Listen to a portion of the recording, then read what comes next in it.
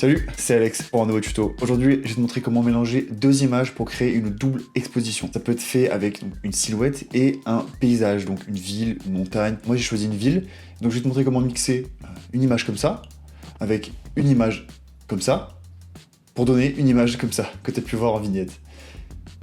Ouais, ça branche, bah alors reste là et on passe sur Photoshop.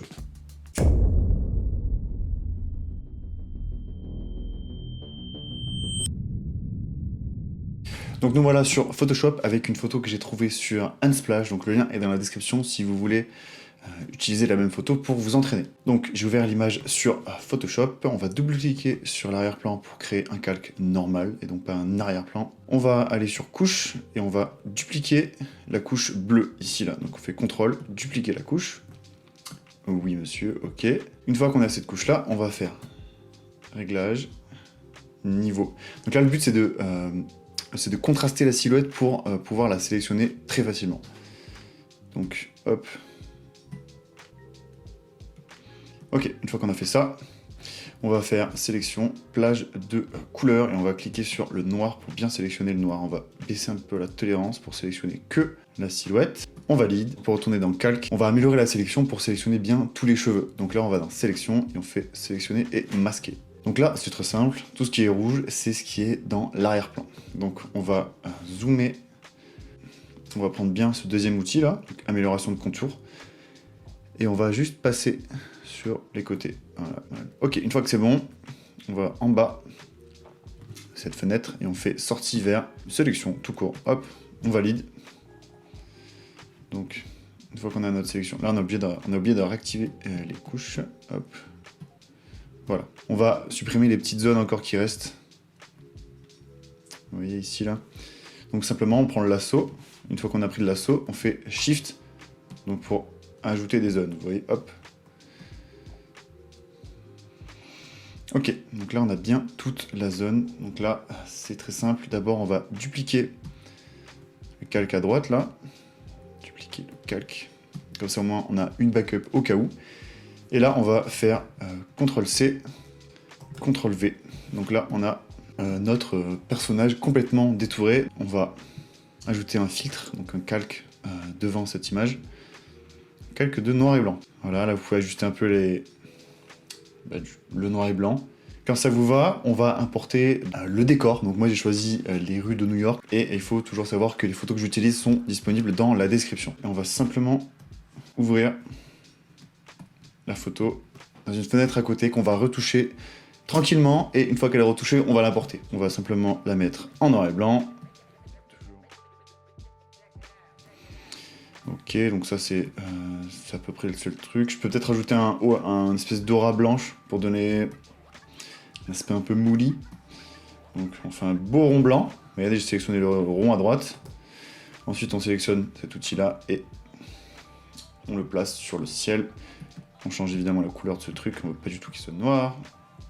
Une fois que ça sent le bon, vous vous demandez ce que je vais faire avec ça. Et bien simplement, filtre, flou gaussien. Donc là, convertir en objet dynamique, oui, pour toujours le modifier. Et là, on peut arranger les pixels, mais plus il y en a, plus c'est discret. Autour de 500, c'est pas mal. Ok. Quand ça vous va, vous déverrouillez le calque d'en bas. Vous sélectionnez tout, clic droit, et on va faire grouper d'après les calques. Donc hop, on fait un groupe. On duplique ce groupe. Et dans le nouveau groupe, on va fusionner tous les calques. Donc tout simplement sélectionnez tout et faites commande E ou CTRL E sur PC. Hop, et on a tout fusionné. Donc une fois qu'on a cette image-là, on la prend, on la fait glisser jusqu'à notre image sur laquelle on travaille. Donc voilà, on vient d'apporter notre image en noir et blanc. On la redimensionne en faisant CTRL-T ou Command-T sur Mac. Et donc là, c'est là la tricky part, c'est là qu'on va faire le truc qu'il ne faut pas rater de la vidéo. C'est, vous allez donc mettre la souris sur les calques et faire Alt. Donc Alt. Vous allez cliquer donc sur la jonction entre les deux calques. Ici. et ici. Merde, non, il faut que... Voilà, c'est bon, il faut que les deux soient avec la petite flèche devant, là, vous voyez. Donc c'est-à-dire que les deux calques au-dessus agissent sur le calque en dessous. C'est ce qu'on veut. C'est exactement ce qu'on veut. Donc, en reprenant l'outil des déplacements, vous pouvez ajuster votre ville, votre photo dans la silhouette. Donc on va l'augmenter un peu, hein, comme ça. Donc ça c'est des goûts personnels, mais là typiquement il y a la bouche d'égout, j'aimerais bien l'enlever de l'image. Bon, après c'est voilà, des petits ajustements. Une fois que vous êtes content du résultat, vous validez. Et c'est là qu'on va ajouter le visage du mannequin. Donc une fois qu'on est sur le calque là, on fait troisième petit bouton en bas, on va faire un masque d'écrêtage. Une fois qu'on a un masque d'écrêtage, on va effacer la photo de New York pour faire apparaître le visage de la personne. Donc une fois qu'on a bien sélectionné le carré blanc là, on va dans pinceau, on clique là pour faire noir et blanc, et on fait bien X, ou cette petite flèche là, pour avoir un pinceau noir. On sélectionne la taille du pinceau, comme ceci. Dureté, donc ça c'est le côté flou, c'est ce qu'on veut. Et on peut baisser un peu l'opacité.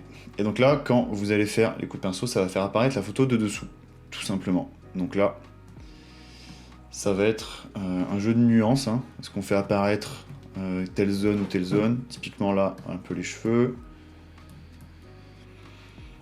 Ne vous inquiétez pas, vous pouvez toujours revenir en arrière, simplement en appuyant sur X. Et là, vous refaites apparaître la photo, vous voyez? Donc voilà, vous avez vraiment, c'est non destructif, donc vous pouvez toujours revenir sur vos modifs. Donc voilà, ce qui est important, c'est surtout le visage. Peut-être un peu le bras. Voilà, une fois que vous êtes content du résultat, on va ajouter un fond à cette image parce que c'est pas très beau. Les petits pointillés là, donc tout simplement, hop, quatrième bouton en bas, et on va faire un couleur unie. Donc mettez n'importe quelle couleur, on le met sous l'image. Double-cliquez dessus, et vous allez pipeter, mettre la pipette sur le blanc de l'image en haut, pour que le fond ait exactement cette couleur. Donc là, vous avez vu, ça fait disparaître le ciel. Donc encore faut-il avoir un ciel dans cette photo, mais toujours mieux de prendre un ciel clair, en tout cas uni, quand on utilise une photo de fond. Donc une fois qu'on a ça, qu'est-ce qu'on peut rajouter? On va mettre un petit peu de contraste sur cette personne-là. Donc tout simplement, encore, on va quatrième bouton, et on va faire niveau. Une fois qu'on a ce niveau-là, on va augmenter un peu le noir. Premier curseur à gauche, on va augmenter le noir de cette photo. Donc bien dans les yeux, mettre un petit côté fade. Quand on enlève le noir, là, vous avez vu, ça fait du gris, tout simplement. Voilà. Quand vous êtes OK avec ça, fermez cette fenêtre. On va faire un petit recadrage aussi, parce que j'aime pas trop le cadre actuel. Voilà, on va décoller un peu du bord derrière. Et on va mettre le petit côté bichromie que vous avez vu sur la vignette et sur l'image de départ. Donc ça, c'est pas en mettant un filtre, c'est en étant un petit peu plus précis. Donc toujours quatrième bouton en bas à droite là. Et on va faire courbe. Toujours pareil, il faut bien veiller à ce qu'il y ait les flèches devant, ici là. Une fois que le panneau est ouvert de cette courbe, on va cliquer sur donc, le rouge. Donc on va augmenter le rouge dans les noirs. Une fois que vous avez créé ce filtre courbe, mettez-le bien en haut, donc bien au-dessus de tous les filtres, pour bien que ça agisse sur tout ce qui est en dessous. Et on va baisser les tons bleus, donc on va enlever du bleu dans les tons clairs. Bleu ici, là, vous sélectionnez bien bleu, et vous allez au bout de cette courbe-là, et vous faites comme ça. Ok. Alors ensuite, vous allez sur rouge, et vous augmentez la quantité de rouge dans les noirs, pour donner voilà, un aspect bichromie. Une fois que le résultat vous plaît, vous pouvez toujours revenir un peu. Voilà, il faut que ça reste subtil. Donc là, on va réajuster le fond encore, parce que on a modifié les blancs. Donc double-clic sur ici le fond, et on va bien mettre la pipette sur, hop, sur le jaune.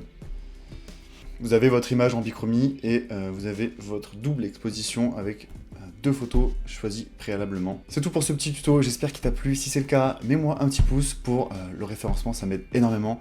Et on se retrouve pour de prochaines vidéos. Ciao!